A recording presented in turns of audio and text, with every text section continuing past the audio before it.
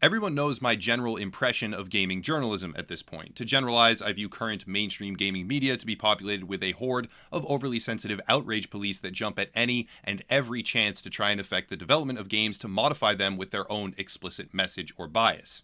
I recently did a video about the schism between gaming media and reality, where I outlined the process by which Ghost Recon Breakpoint has already drawn attention from these journalists due to its proposed lack of strong political undertones. In truth, a Ghost Recon game will always have some sort of political roots, it's inevitable, but the angle that a number of articles pursued was that of dissatisfaction owing to what they perceived to be an impending lack of strong political messaging that specifically run parallel to their preferred perspective and viewpoint. Effectively, a larger than expected number of journalists were positioning themselves to criticize the game before knowing its story, before seeing the material, and before playing any content at all, simply because they anticipate that it will not contain enough political propaganda that aligns with their views.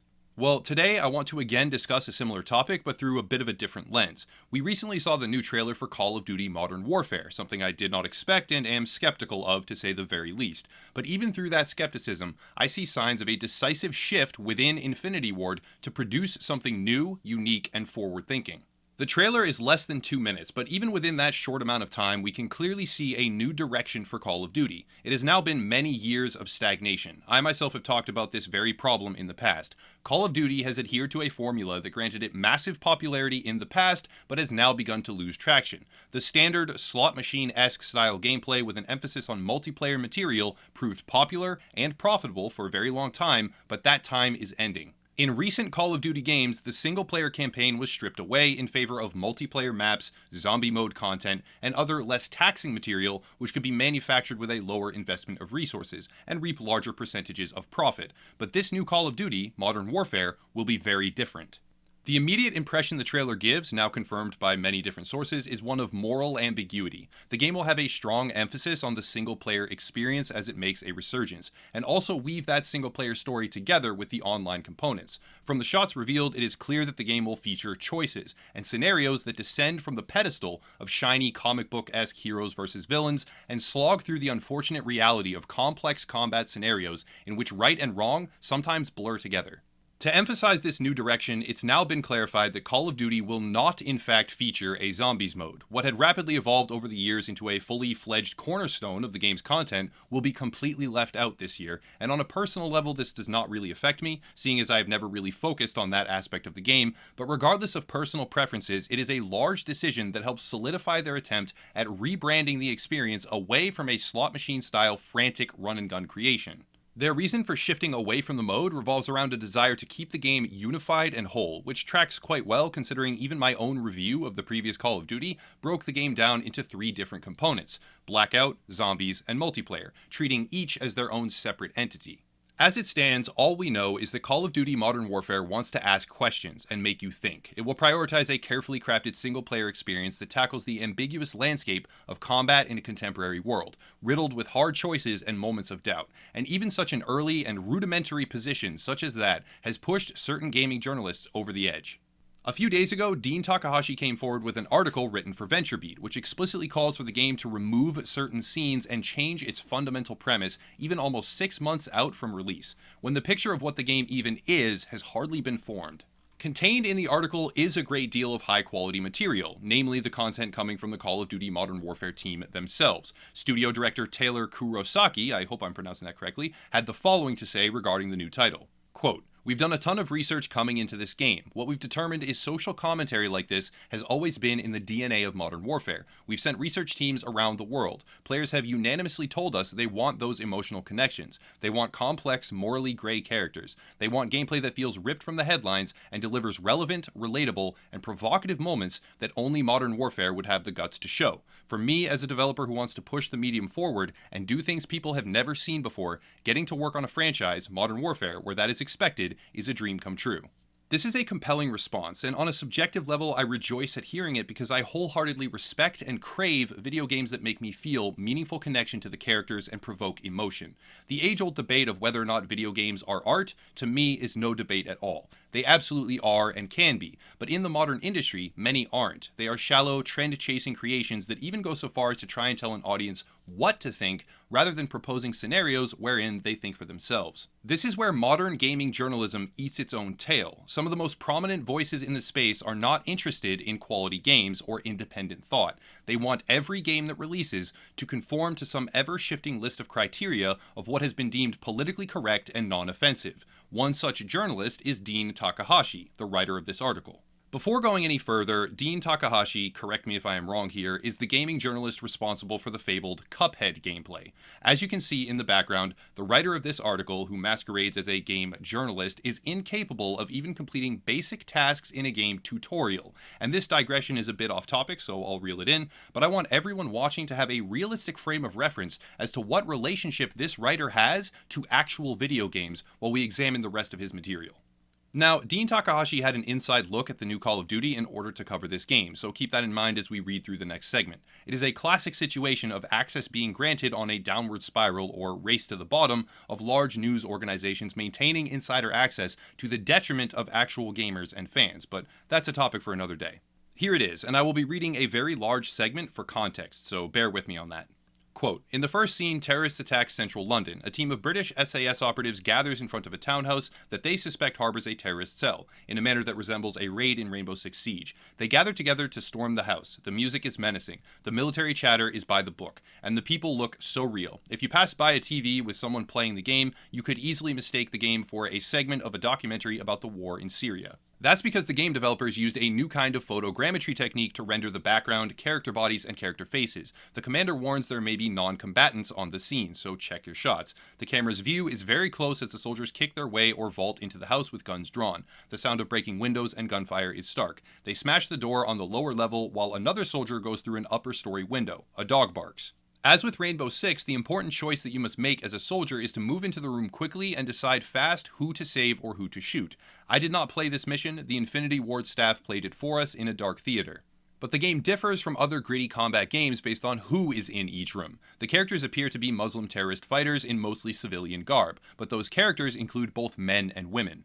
One of the women runs for a baby. Fortunately, the developers told me later, you cannot shoot that woman or that baby. She surrenders. But in another room, a woman runs for a gun. She prepares to shoot, you have to kill her. Your silenced weapon makes muffled noises and bodies hit the floor, up close and personal. The same goes for other armed men in the place. In another room, shots are fired through the door before you can respond. One enemy is wounded and gurgles his last breaths. A woman cries in the background. One of your soldiers goes down. You fire into the door or fire into the wall and the enemy goes down. And in the final room, you confront an unarmed woman. She tries to divert you. She moves despite your warnings to stop. She then grabs a bomb detonator. You have to shoot her. This is the nature of modern combat, the developers say, but this should not be a part of modern video games, in my opinion, given the thin line between civilians and warriors, and given the impression it creates in our world, which is driven by social media sound and video bites. It looks so much like you are killing innocent civilians, and if you make a mistake, you are. I am told that the narrative of the story, which is generally secret, will explain the context for this scene, but as it is, as I've seen it, I found it profoundly disturbing and unjustifiable. After showing us this scene, the developers at Infinity Ward went right into a presentation where they said, we'd like to talk to you about the star of the game, which is weapons. Sadly, I do not have pictures of this scene to show you. So there it is. This establishes, in his own words, what he saw and why it is, again, in his own words, unjustifiable. He also openly acknowledges that he had no context for the events, that he was being shown an isolated segment of something that effectively operates as a puzzle piece within the broader narrative picture, and his immediate response is no, get it out of the game. Additionally, his main complaint is that in a modern world where out-of-context sound and video clips can be used to portray improper messaging, but having seen himself an out-of-context sound and video clip, he has decided that the game should not have this material at all. This is confusing to me for a number of reasons, but an obvious one is total hypocrisy. Mainstream gaming media, and a large segment of contemporary media in general, for that matter, has been vocally asserting time and time again in every facet of conversation that women and men are equal, which in a social sense is absolutely true. I say social because biologically there are of course differences, but those differences should not dictate social expectations or status. As the media asserts day in and day out that treatment and interaction should be equal for both men and women, you have an article like this one, which claims that a scene in which a woman reaches deliberately for a gun with which to kill a soldier is unjustifiable. Dean Takahashi proclaims that if you make one wrong move, you are killing innocent civilians. But in the very scene he describes, the only two innocent civilians are one woman and one baby, whom you cannot, in fact, shoot, and they are not harmed in the narrative.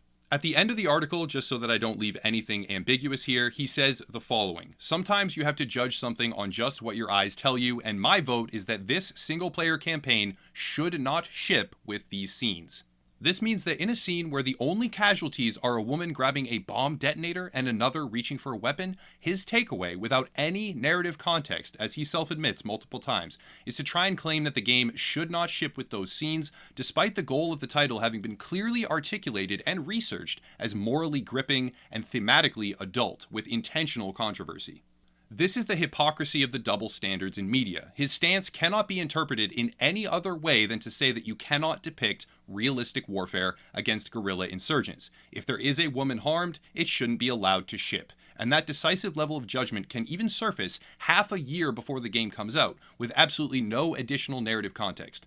I want to now examine another paragraph from his article. It reads as follows, quote, I think of the anti-war movie Apocalypse Now, which had the memorable Ride of the Valkyries scene, where a mad colonel orders an attack on a Vietnamese village so that his guys can surf. This article is also filled with typos, by the way.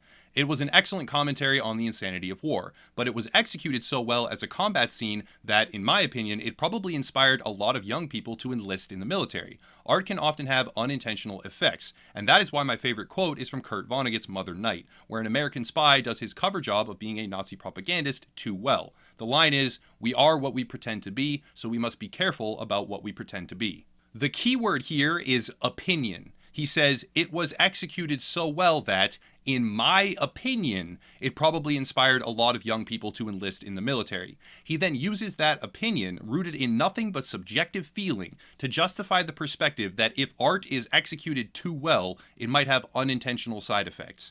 This open call for the elimination of thought-provoking material because it might, in his opinion, have unintentional consequences, like what might have occurred with the movie Apocalypse Now, is indicative of a deeply ingrained issue with current gaming media. The larger players in the video game journalistic space are of a mindset that people cannot and should not think for themselves, because they might draw the wrong conclusions. This mindset culminates in the inevitable call for censorship, and even when a game is entirely unknown, we see the fledgling narrative evolving that it should not exist because it proposes unstructured, real-world scenarios without an underlying propagandist framework. In the recent past, the general media industry has begun laying off workers in droves. There is a monumental shift underway where viewers have begun to sense, even on a subconscious level, the dysfunctional coverage that has now evolved. Current gaming media cannot reconcile within itself the explicit and unavoidable contradictions that they have accidentally created, where once they would report on how good a game was, or how bad it was for that matter, with an inevitable dose of personal opinion on the side, they now report on what games should be before those games even exist, based on what their personal echo chamber of society tells them is acceptable or unacceptable, and those goalposts of what is correct and incorrect are constantly moving. Dean Takahashi can barely make it past the Cuphead tutorial, but asserts that a new Call of Duty game should not include combat scenes that offend his fleeting sensibilities. In a world where Call of Duty has been stagnating for years and now seeks to fundamentally redefine its identity, it should be commended for the attempt, regardless of the result, not condemned long before release day for asking questions that are too realistic, too difficult, or too artistic. The world of gaming media has nowhere to go, as the intricate web of what you can and cannot say or even think has now progressed to a stage in which it is so convoluted and contradictory that even attempting to adhere to it breeds hypocrisy. The answer that many journalists and outlets seem to be landing on is censorship, even as they claim, my reaction is not that the developers should censor themselves or someone else should censor them. My question is about choices. We can make this kind of game, but should we? And then, in the same article, and my vote is that this single-player campaign should not ship with these scenes. When an artistic creation succumbs to outside pressure with the explicit goal of modifying what it contains, that is censorship. And Dean Takahashi has perfectly exemplified everything that is wrong with the current mainstream gaming media in the modern industry. That's it for today, though. There will undoubtedly be plenty more times where commentary on the hypocrisy and outright idiocy of gaming news will be warranted, but it's time to wrap it up for this one. If you want to support the channel, check out the links down below. We have merch, memberships, stuff like that, but I'll cut it there and stop rambling. As always, thank you all for watching, and have a nice night.